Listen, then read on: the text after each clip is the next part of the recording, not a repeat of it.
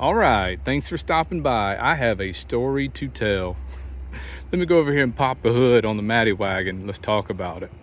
Where do I even begin? I had wanted to get new belts on here, serpentine belt and the other belt that drives the AC compressor. And I had determined that I could actually do the serpentine belt myself. All you have to do is remove this air box. 2 bolts here. It pops out, and then you would take this clamp off, move that. And then you can access the tensioner pulley, which is right there. See the belt going over that pulley? That's the tensioner right there. 15 millimeter socket's all you would need. I'd also have to slide this out of the way. It's just 1 bolt. So I could have done that myself, but I had to take it into the shop because this other belt right there is a stretch belt. They're putting them on new vehicles now. Doesn't have a tensioner, and you stretch it over the pulley to put it on, and there is a little glide tool that you really need to buy to do it right. You can also do it backyard style with some zip ties, but that's the reason I took it in, because I knew I didn't think I could do that one on my own anyway. So first thing I did was I took it over to the dealership that I've used down here in Columbus many times.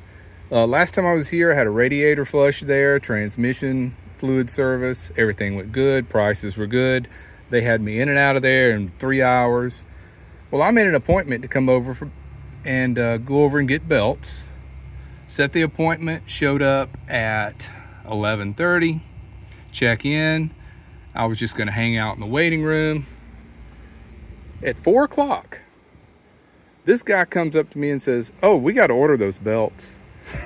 He let me sit there all day in the waiting room, and then comes up and tells me they hadn't even ordered the belts yet. I said, "Well, what was the appointment for? You knew I was coming. You knew I wanted belts." So I just told him, "Give him my keys, I'm out of here." So I ended up going to Pep Boys, went in, talked with the guy, told him the situation. I said, "Now, are you sure you can install this stretch belt down here?" And he said, "Oh yeah, we do those. Most modern cars have those." Well, I drop it off and come back here and wait at my dad's. And at 6 p.m., he tells me, they called me and said, "It's ready for pickup." I walk in and he said, "I've got some good news and I've got some bad news." He said, "The good news is it's not going to cost you as near as much as I said it would." I said, "Well, that's great. What's the bad news?" He said, "We only did the one big serpentine belt. We didn't do the little stretch belt." And I said, "Why not?" He said, "It requires a special tool that we don't have." I said, "Dude, we stood here at the counter and talked about this. And you told me, yeah, you could do it." He said, "Well, I thought we had the tool. Turns out we don't." So I went up there and paid them $286 to replace a belt I could have replaced. But at least I got the top quality belt. I requested that.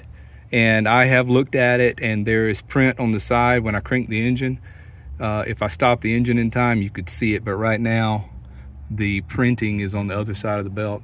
But it's the heavy duty AC Delco belt. And another thing is, hold on, let me let this loud car go by. He called me before he did the work and he said, "Are you sure you want to replace these belts?" And I said, "Yeah, why?" He said, "They look kind of new." I said, "Well, they got 95,000 miles on them." He said, "No way, they look so new." I said, "Well, I want to keep my old belt, the serpentine belt, because you can't keep an old stretch belt. Once those are removed, you got to throw them away." He said, "Okay." So he kept it, and he showed it to me when I got there, and it looks new. I didn't even have to do anything with these belts. But I thought after 95,000, coming up on 100,000 miles, I would need to replace them. So I kept the old belt. I put it in a bag. I'm going to keep it with me in case I'm out on the road sometime. This one breaks, I'll have a backup belt, because I can install this. It would take probably a little over an hour to do it, but I could do it. I have the tools needed. Just remove this, slide this out of the way, and you can access the tensioner right there. So I'm going to try to just let this go. No need in dwelling on it. It's over now. But I'm going to go and buy that little tool for the stretch belt, and I'm going to start doing belts myself. Because after looking at how-to videos and all, you don't have to remove as much stuff as I thought. I thought I was going to have to remove the fan shroud. I thought I was going to have to remove all these dipstick mounts. You don't have to do any of that. So I'm going to get that little tool, keep it in my toolbox, and later on I'll replace my own stretch belt. I'll just have to loosen the tensioner, move the front belt out of the way off of the crankshaft pulley. That way I could access the stretch belt.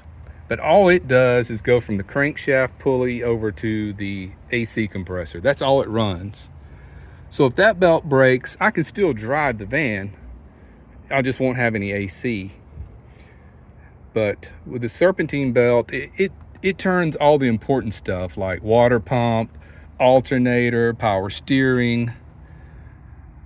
So I could still drive it. But looking at the condition of the old stretch belt, it might go another 50,000 miles just by looking at it. There's no cracks in it. So why am I making this video? Because there's a few good mechanics out there, but it seems like the majority of them are just kind of scatterbrained. And let me get to the worst part of the story. After I paid, got my warranty stuff, and I got my receipt, I came out to the parking lot at Pep Boys, and I popped the hood and I looked at it. I just wanted to look at the belt. I'm like, yeah, that belt looks great. And then I noticed something. The technician, the air box was loose. These were loose. It sits down in two grommets here. It wasn't even pushed down in the grommet holes. This one was completely flopping loose. It wasn't even connected here. He left the clamps loose here and here. They were just dangling. These clamps have to be snugged up.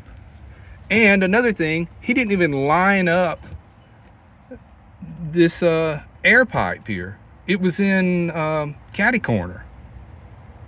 So I went back in and I said, where's your mechanic? He didn't finish the job. He said, well, he just left and went home. I said, well, come out here and look at this.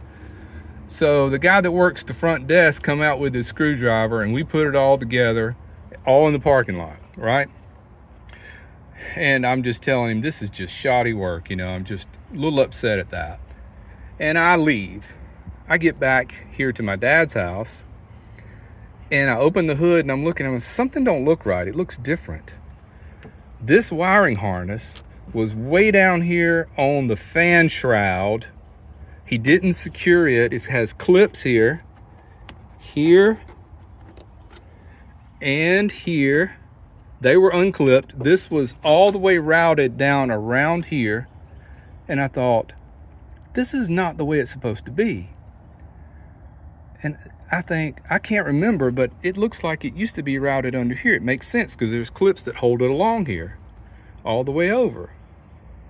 So this technician didn't take any pride in his work. I guess I got lucky that he got the belt on right. It's running fine. But just felt like I paid more than the actual work I got. But I took all this back off this morning. Everything. I took it all off. Rerouted the wiring properly. Clipped it back in place. And I went through the whole job. I had to go behind this mechanic and do everything right that he did wrong. So I pay a guy good money, and then I have to go right behind him and do the whole thing. I did the whole job except put the belt on the pulleys. So I ended up doing it anyway, even though I paid him. But it's over now. This is my venting. This is the only time I'll vent about it. And there's some really good Pep Boys stores out there, and there's some really bad ones. But there is a thing I want to talk about Columbus, Georgia, and this whole River Valley area. There's always been, it's been this way my whole life, an attitude of apathy around here. Nobody's really too concerned about doing anything. And it's always been that way. You'll go through pockets of the country where there's little regions all throughout the country where you'll find this kind of apathy. Let somebody else do it. I don't really care. I'm just here from 8 to 5 kind of thing. It's always been that way around here. And it's one of the reasons I left. But it's been frustrating just dealing with the health services around here for my dad. It's the same attitude of apathy in every industry around this area. And I've had such better luck around other places like Nashville, Flagstaff, much better attitude of getting things done. And even if you don't get it right the first time, that's understandable. People make mistakes, but you need to go back and do it right, you know. So it's unfortunate, but it is what it is, and I've learned a good lesson. If there's anything I can possibly do as far as maintenance, do it yourself. And I'll just have to invest in a couple of special tools. And from now on, I will do what I can myself. I'm not a mechanic by any means, but I am a tinkerer. I mean, I can figure things out, so I have that going for me. So there we go. 11 minutes of looking at my engine. I hope you're still here. If you're not, I don't blame you. All right, thanks for watching. Take care, be well, and smash the bell.